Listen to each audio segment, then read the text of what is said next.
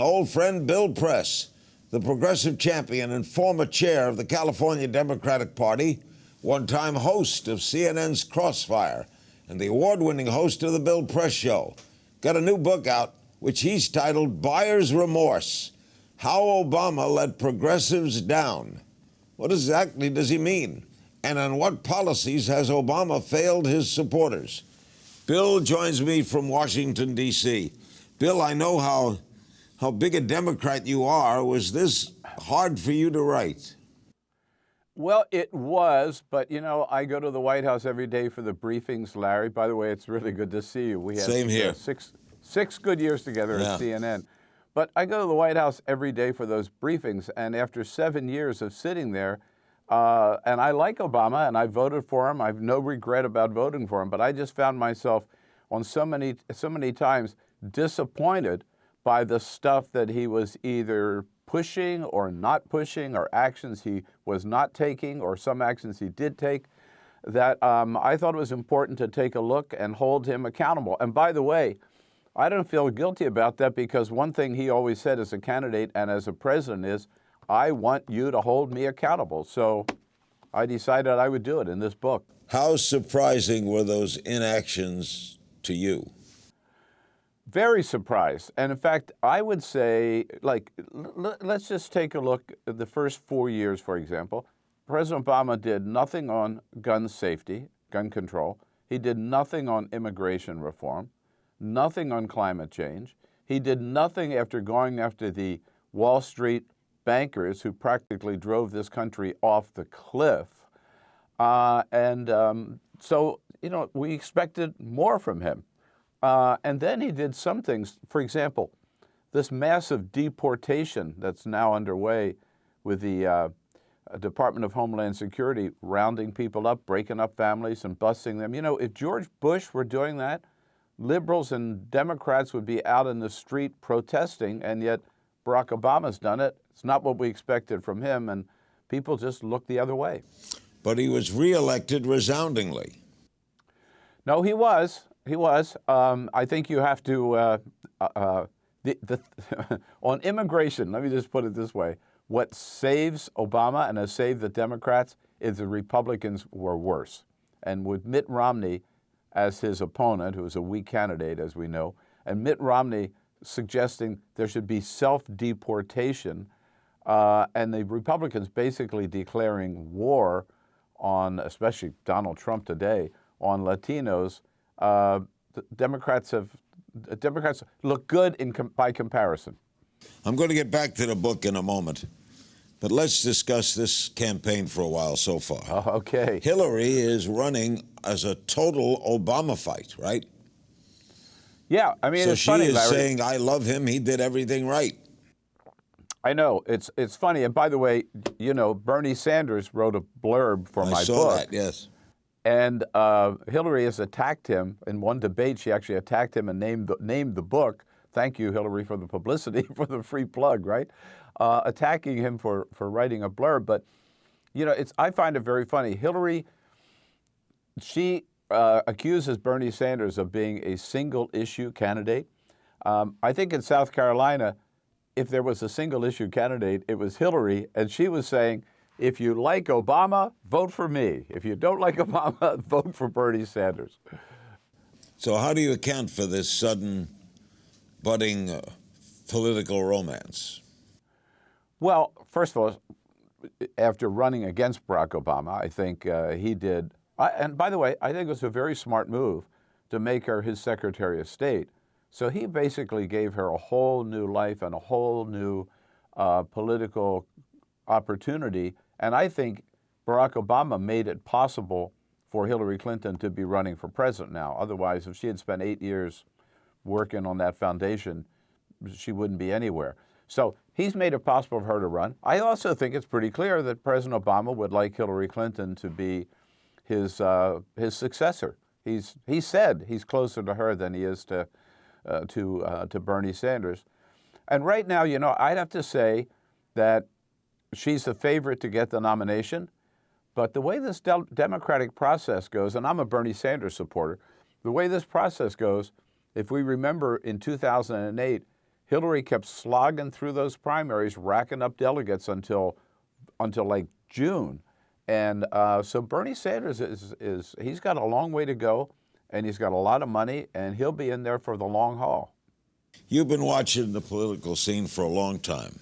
What do you make of this amazing Trump thing?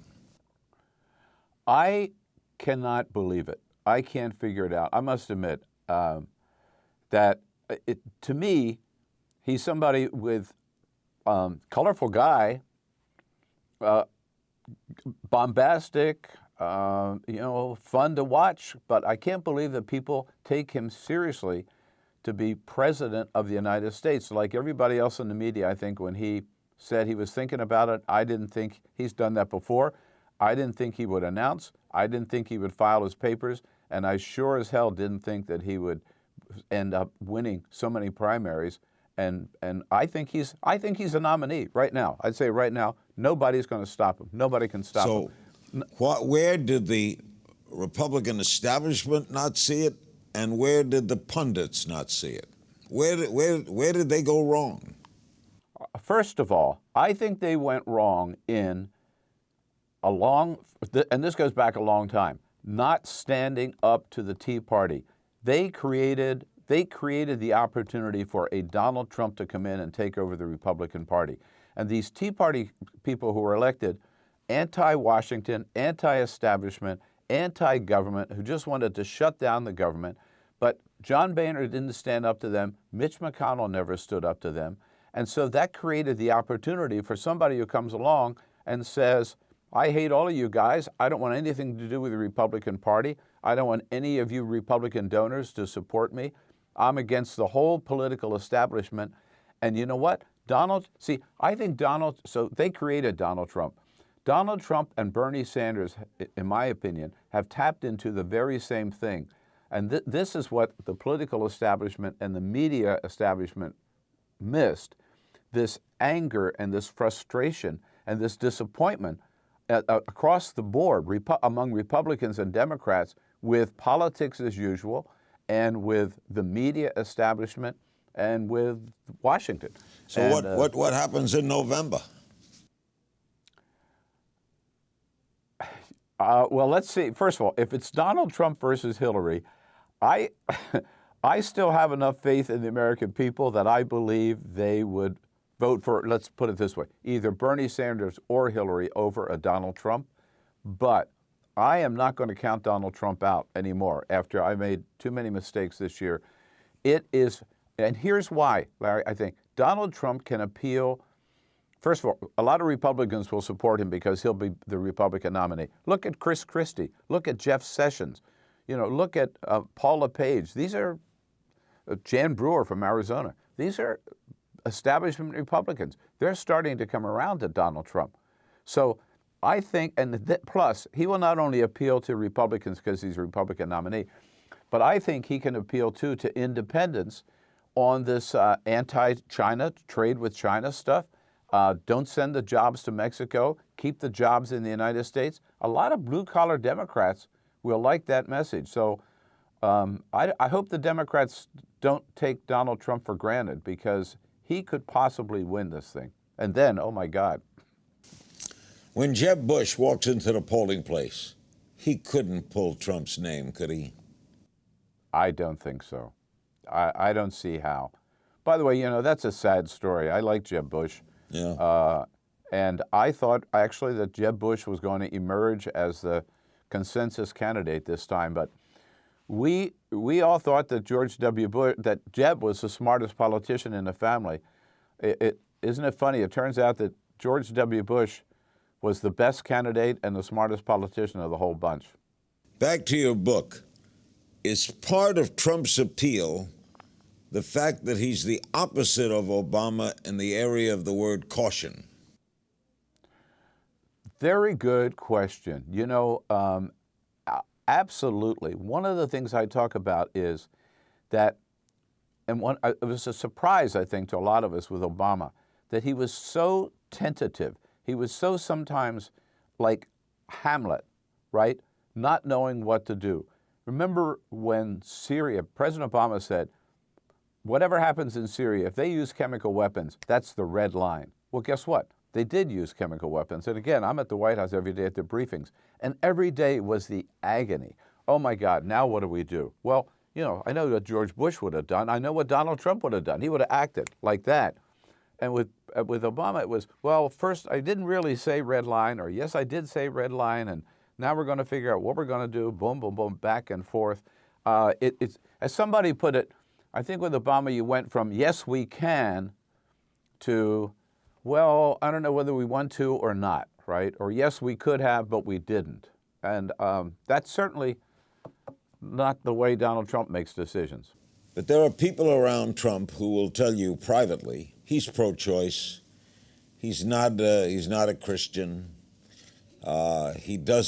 He's not really he's jumping into a vacuum here, but he doesn't believe a lot of what he's saying. Do you buy that? I do. I mean, I think if you look at Donald Trump, I've only met him once, I don't know him well, but he still says good things about Planned Parenthood, even in the Republican debates. He said that the other night. He says the Iraq War was a big mistake, right? He was, I mean, despite that little conversation with Howard Stern, he was never for the Iraq War. He says he's for universal health care, almost the same as Bernie Sanders. He's said so many times that he is 100% pro-choice. I believe him. I think he could almost capture the Republican Party without being a real Republican. So there's never been a year like this, right? Never. You know, Larry, I've been at this stuff for 40 years, right? I've never seen, I don't think, none of us have ever seen a primary like this one. We, on either side, we had, I know you've talked a lot about this, 17 candidates to start with on the Republican side. Now we're down to really 3 for all practical purposes. By the way, John Kasich, I think he's a great candidate, but he's just the wrong man for this time. But this has been the wildest political season I've ever seen, and the way it's degenerated now into just a personal insults. It's like these school kids out in the schoolyard insulting each other's mother. I can't believe it. I don't think it's worthy of the office of President of the United States, to tell the truth. But people seem to like it. You say your candidate is Bernie Sanders. You give him a chance? I do. If you look at the math, you know, the way that, first of all, I give him a chance to win the nomination. I also give him a chance to win the presidency. But let's talk about the nomination first. Yeah, Hillary's got a big head start. But when you look at the math, the difference between Republicans and Democrats is with Republicans, it's winner take all. You win Pennsylvania, you get all the delegates. Democrats, it's not that way at all. Then, once let's say he gets a nomination, you know, if it's Bernie versus Donald Trump, again, I mean, what is Bernie talking about? Bernie's talking about universal health care. He's talking about a free college education. He's talking about creating, I don't know how many millions of new jobs. He's talking about a $15 minimum wage. He's talking about reforming the criminal justice system, making police departments reflect the diversity in their communities. I think that's what the American people want. I think he's right on target. Why do you think Obama didn't do what you thought he would do? I've spent a lot of time thinking about. I think there are a couple of things. First of all, I think all politicians make promises that they either can't keep or don't want to keep. And let me go back very quickly to Bill Clinton. And I supported Bill Clinton too. But we thought Bill Clinton was a big liberal. Bill Clinton, we got the Defense of Marriage Act from Bill Clinton, which has now been overturned, fortunately. We got Don't Ask, Don't Tell. That was Bill Clinton. We got the Criminal Justice Bill in 1994, which was responsible for all these millions of young black men being, some of them, a lot of them still in prison for nonviolent drug crimes. So we got stuff from Bill Clinton that you would never expect from a progressive president. So I think the other thing is that we tend to project onto our candidates liberal or progressive values that we have, but they don't have, and we get snookered. And we got snookered under Bill Clinton. And look, I want to make it clear, Barack Obama has done a lot of good stuff, and I talk about that in the book. I think this opening to Cuba is so important. This Iran nuclear deal, I think, is a great victory for diplomacy. He brought this country back from the brink of disaster. He saved the auto industry. He's done more for gay rights than any other president. He's done a lot of good stuff, but on other stuff, he hasn't delivered. And frankly, I guess I think he was, I said, point out, hesitant to use the power of the presidency. And you know, Larry, I've discovered that's one thing, difference between Democrats and Republicans. Remember, when George W. Bush got in the White House, and he got there thanks to the Supreme Court, he didn't hesitate. He acted like he had a mandate. He went out and passed those tax cuts, that war in Iraq, that war in Afghanistan. With President Obama, it was always hesitant, like, do I dare use the power of the presidency? Held back too much. Bill, great seeing you again. Great to see you. Thanks so much, Larry. Good to be with you. The book, again, I have it right here, Buyer's Remorse, How Obama Let the Progressives Down, is out now and available everywhere.